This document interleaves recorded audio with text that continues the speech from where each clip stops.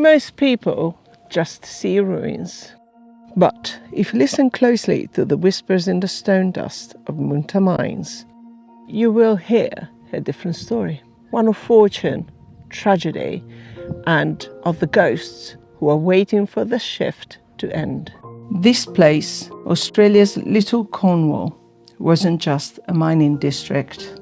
It was a world built by Cornish pioneers who were promised opportunity and freedom, but instead they found harsh conditions, illnesses, and the brutal fight just to survive. This isn't just a historic site, it's a graveyard of the copper rush, and some of its residents apparently have never left. The ghost stories make sense. Moonta isn't just haunted by spirits though, it's also haunted by history. So what is the real story behind Moonta's haunted reputation? Well, let's go and find out. Hello everyone. Well, you know me, I do love mines, tunnels and Victorian ghosts. But today we're stepping away from Victorian England and instead we're stepping into Victorian South Australia.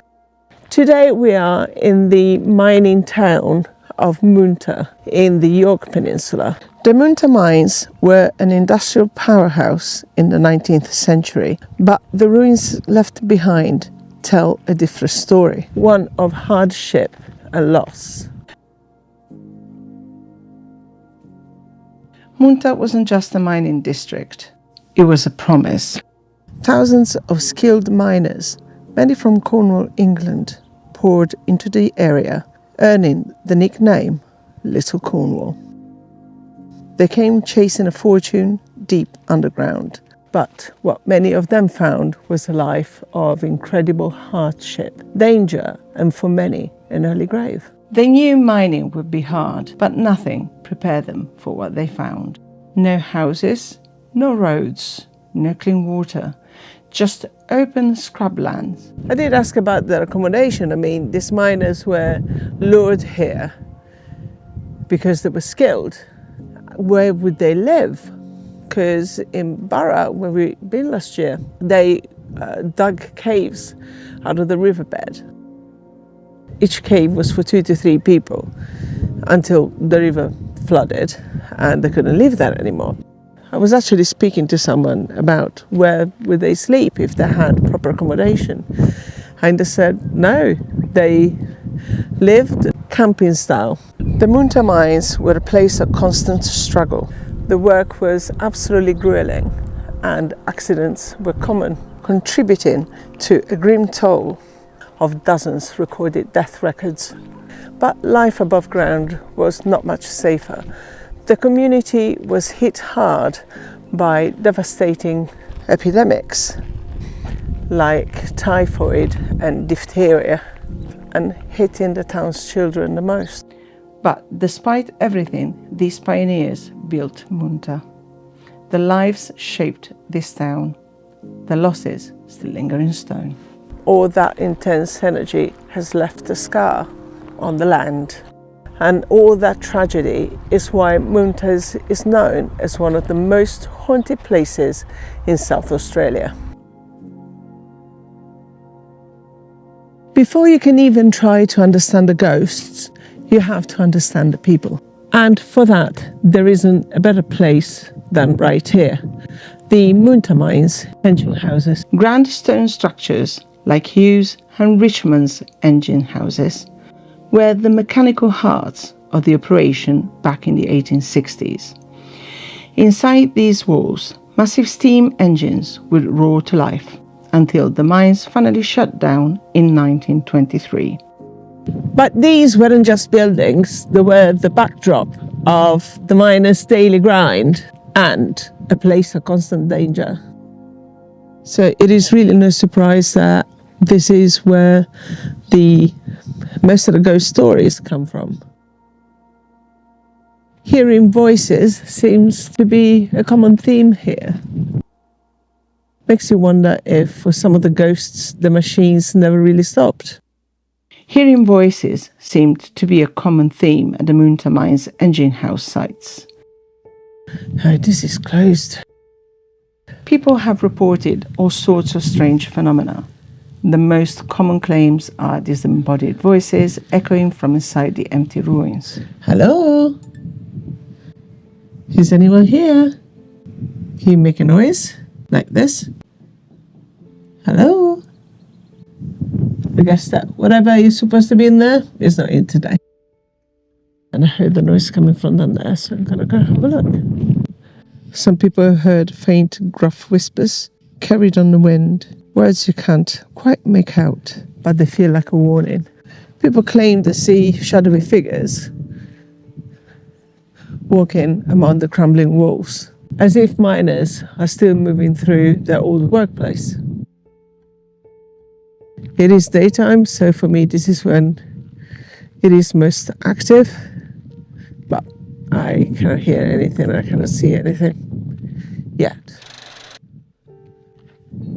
Can you imagine? Oops. Oh my God, my gimbal is playing up, even the new one is playing up, look. Yay! Oh, anyway.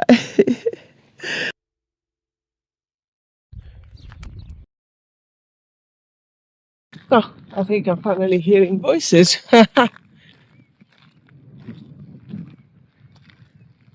Come and go.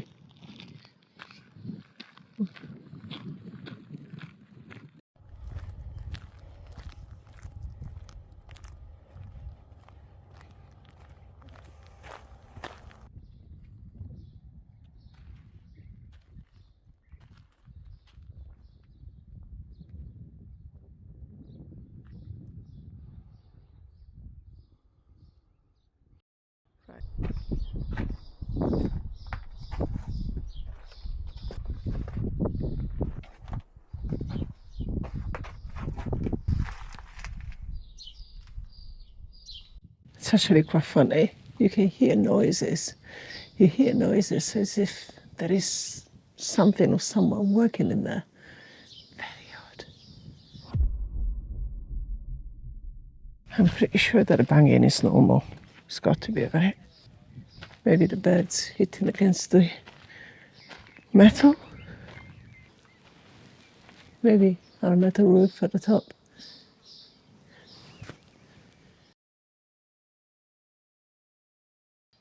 Unsettling nonetheless. From the heart of the industry, we go to where all the stories are laid out, and that is Moonta Cemetery. This is the final resting place for countless miners and their families, a somber field of stone and sorrow. See these black granite markers? They've been placed on 70 graves to commemorate the 76 known mining deaths that local history has recorded. Their lives ended violently, all while trying to build a future for their families. But the most heartbreaking part of the cemetery is what you almost cannot see. This is to the memory of the children who fell victim of epidemics due to insanitary conditions in the early mining days. Every little bump is a child. It is basically a plague pit.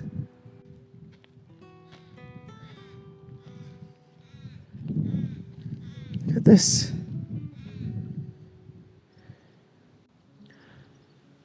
All these children without names.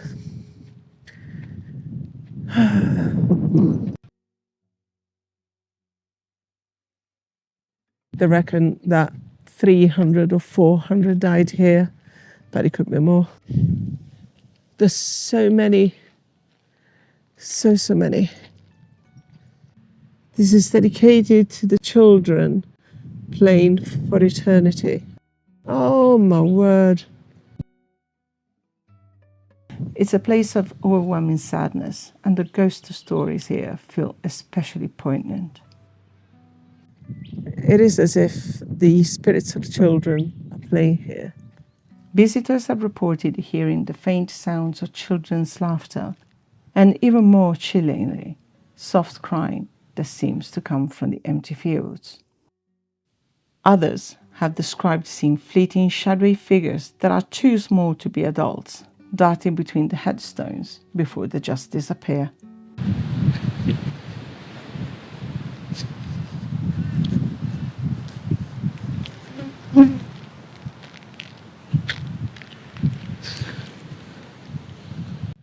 I don't know if the microphone has picked it up, but as I was walking, I heard walking behind me like this, but it wasn't me. It feels that the locals are really cherishing those children. I mean, their family.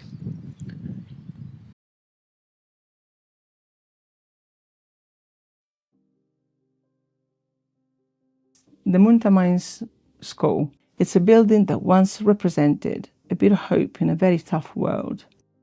Founded in 1878, the school was built to educate the miners' children, offering them a chance of a life that didn't involve the dark, dangerous shafts their fathers worked in.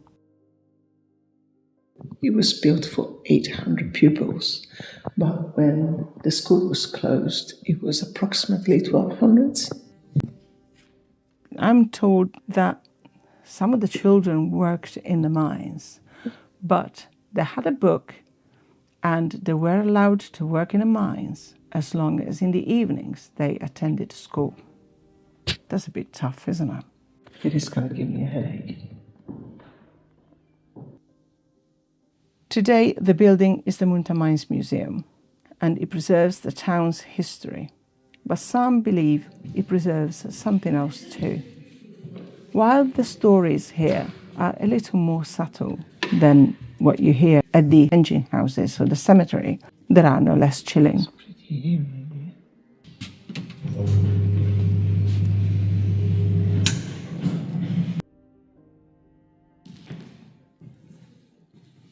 Claims of phantom sounds, the disembodied footsteps of a child running down an empty hall, or the faint murmur of kids' voices in a classroom that's been silenced for decades. But maybe the creepiest legend, though, is the phantom school bell. On still, quiet nights, some have claimed to hear a single clear ring of a bell, almost like it's calling students to a class that was dismissed long ago. Should we do here this way?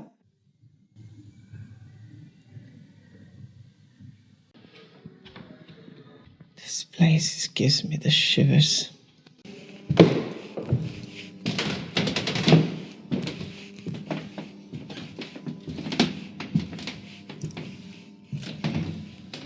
Gotta say, it is pretty cold in here.